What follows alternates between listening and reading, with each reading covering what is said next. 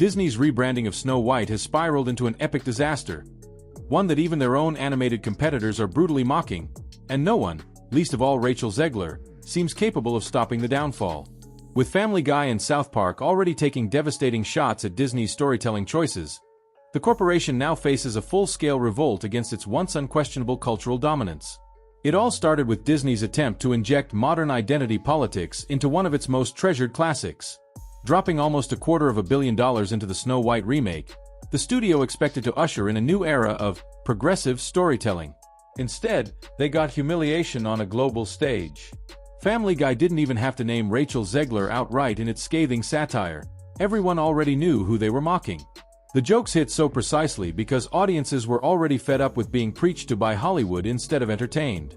In a brutal Family Guy sequence, Peter Griffin wanders through Disneyland as a roller coaster labeled Disney Stock plunges dramatically in the background. It wasn't subtle. It was an open declaration that Disney's obsession with reimagining beloved classics through a political lens was directly leading to its collapse. The most savage moment came when Peter watches TV and struggles to distinguish who is male or female, who is human or animal, shouting in frustration, "What is everything?" The line became an instant meme, perfectly capturing the collective confusion and fatigue many fans feel toward Hollywood's relentless reinvention of every legacy character and story. But Family Guy wasn't the first, or the harshest. South Park had already nuked Disney's image with its Joining the Panderverse special. In it, the show depicted Disney executive Kathleen Kennedy wielding a magical Pander stone, inserting politically correct versions of characters into every franchise whether it made narrative sense or not. The satire was so biting that even Disney insiders reportedly cringed at how accurately it reflected their real-world strategy.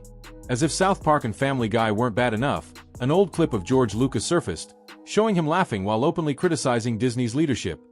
A moment so uncomfortable that it left no doubt how far Disney's reputation had fallen, even among the legends who built its empire. At the center of the storm stood Rachel Zegler. While Disney executives had hoped she would be the face of a new era, she became the unwilling symbol of its most embarrassing failure. Her casting as Snow White, traditionally described as having skin as white as snow, was controversial from day one.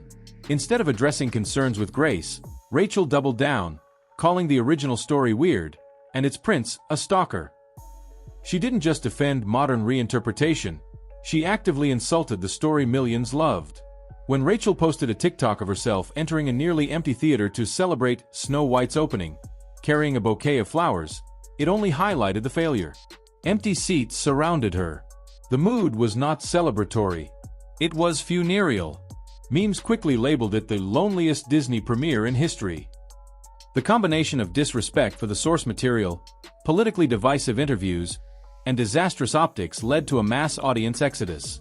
Even Disney's die-hard fans began looking away, embarrassed. Merchandise related to the film sat unsold on store shelves. Internationally, the situation was even worse. Countries like Lebanon banned the movie outright, citing Gal Gadot's connection to Israel, compounding the already intense controversies swirling around the project. Meanwhile, the looming shadow of Disney's next gamble, a $500 million live-action Tangled remake, grows heavier. Reports suggest that Rachel Zegler is attached to that project as well, prompting widespread online backlash before cameras have even started rolling. Fans aren't angry because of diversity or change. They're angry because it feels forced, hollow, and disrespectful towards stories that didn't need fixing. The backlash to Tangled is already brewing, and Disney seems frozen, unsure of how to proceed without alienating their remaining loyalists or doubling down on strategies that clearly aren't working. Internally, executives are reportedly panicking. They recognize that a second Rachel Zegler-led disaster could permanently erode trust with audiences who once gave Disney the benefit of the doubt. Adding to the chaos is the growing expectation that The Simpsons, owned by Disney, might soon join the mockery. Already, the show has roasted Marvel fatigue and endless Star Wars sequels. It seems inevitable that The Simpsons will take aim at Snow White and Disney's obsession with reboots. When that happens, it won't just be rival networks mocking Disney. It'll be Disney's own properties turning against them. The cultural significance of Family Guy, South Park, and The Simpsons piling on isn't lost on anyone. This isn't about right-wing or left-wing politics anymore. It's about a universal sense of betrayal. Audiences across the spectrum feel let down by the studio that once defined childhood wonder. When even liberal-leaning shows and mainstream comedians join in the roasting, the message is clear. Disney's approach has backfired catastrophically. The saddest part of this debacle is what it means for Rachel Zegler personally. A young actress with undeniable talent has now become the scapegoat for Hollywood's broader failures.